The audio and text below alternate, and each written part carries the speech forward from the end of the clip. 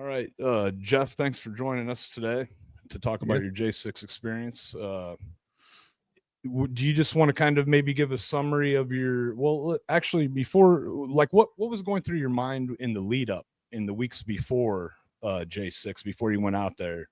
Yeah. What made you want to go? Yeah. So it actually, it starts a lot earlier than a few weeks before.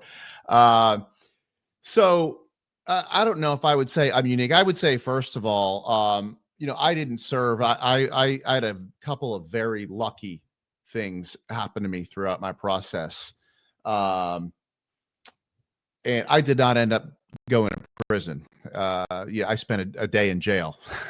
It wasn't enjoyable by any means, but Right. man, the suffering that a lot of other people have went through that has just been terrible and horrible. And um, the punishment is in the process, right? And anybody, any J6er at all, can attest to the absolute misery and the horror of just the 4 years.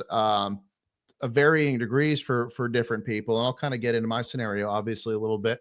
But for me, I always said waiting. The waiting was the worst part. But anyway, all right. So going back, I've been in. I worked in corporate America in sales for a long time. I was in medical device sales. Did very well. Worked for some big companies. Did great. Made good money. My last stint was with a startup company that I went to. Did not have full FDA approval yet, and then of course COVID hit. So long story short, I'm going to skip out a lot of some detail. I'm going to say I was let go. In fact, April 1st, April Fool's Day, 2020, I was let go. And in a sense, man, I was kind of relieved. I'd been in corporate America for a long time, and in medical device sales, so dealing, specifically with surgeons and hospitals. And I was really unhappy with the healthcare system. And that really hit me hard on just how terrible our healthcare system is. And that's I could talk for hours on that subject right there. So I also, for fun, I owned a CrossFit gym that I bought because I went there for a long time. I was a member. It was really close to my house, but it wasn't doing well. And the owner was going to close it. And I'm like, nope, I want to buy it because it's too close to my house. So I bought it. I had some great coaches, hired a manager to keep it open. I personally never made a dime from it, literally not a dime. I poured about $50,000 into it. So after I got let go from my employer, I'm like, you know what? I'm just going to go try to run this gym, right? Like things are crazy right now. People are going crazy. CrossFit is, is big in my area. We have a lot. I live in Southeast Virginia Beach, Norfolk, Chesapeake, that area. A lot of military, tons of military. Right. So I had a lot of military. Most of my members were military members, and combat veterans, SEALs, for everybody in between. And man, they need a place. They need an outlet. And at the time, right, this was right before the Navy actually said, you are not allowed to go to a gym. Not allowed to go to a gym. That's what they told them. It's crazy. That is crazy. So I kept my gym open after they did a shutdown. So here in Virginia, I think, they did whatever there was, the 10 days, 14 days to stop the curve. And I said right then, I'm like, you're never putting the toothpaste back in the tube on that. It'll never change if people do that. Right. And of course I was right. So it got shut down and I kept it open. Now, during that time, I wasn't charging anybody, and CrossFit's not cheap, right? Average membership at a CrossFit gym is $150. I think mine was like $139 or something like that. Right. But didn't charge anybody because we had a lot of Navy people. I even like covered up the windows so they wouldn't get. I didn't want to get them in trouble, but they really needed an outlet, and they told me like, "Man, thank you so much for keeping this open. You have no idea how much I need this." So, in I'm going to say June that summer, the cops showed up. They had 3 cops come in to my gym, and they demanded that I shut down. And I asked them to leave.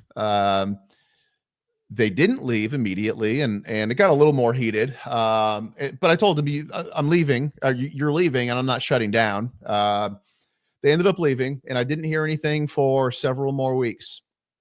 And I was there all the time at this point, right? Because now I'm basically like, oh, I'm retired from my corporate job, and but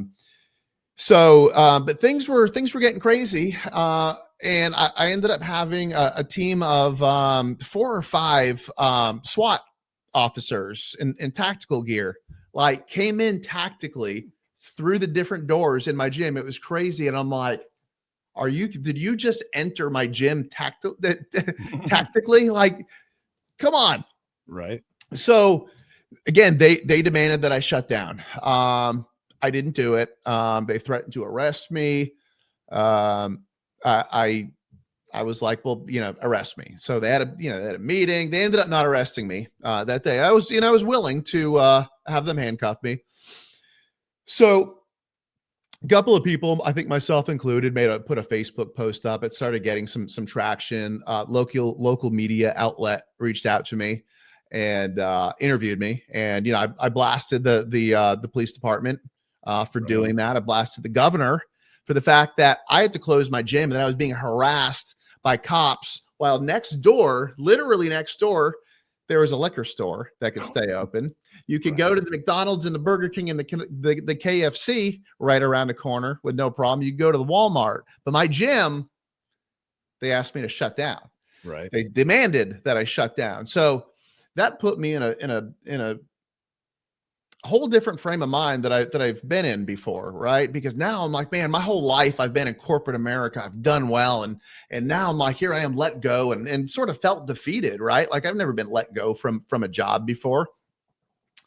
And now I'm like, I want to tackle this. And even though I'm not making any money from it, like I want to do this because I love my members, right? I live a very healthy lifestyle. I eat healthy. I work out. And as such, I'm healthy. And I love that. And I preach that, as much as I love to preach the gospel of Jesus Christ, about living healthy and teaching people. And so, them taking that away, man, that was like a dagger. And it was so hard for me to wrap my head around this. They've taken away our freedom. They've taken away my passion. The whole pandemic has taken away my career. Right now, it's taken away my passion. Now it's taken away, and I've had my uncle died shortly after, right in the pandemic. I think probably June, May or June. Couldn't go to his funeral. Couldn't go to his funeral at all. And my mom was so close with with her brother, and that was devastating for her that we couldn't have a funeral. We couldn't do this. Right. I had another tragedy in the family with somebody close. Same thing. Couldn't have a funeral for them. And I just saw this so much. And so as this approached closer to election season, go into it. Listen, am I political? Yes. I've never been to a political rally in my entire life.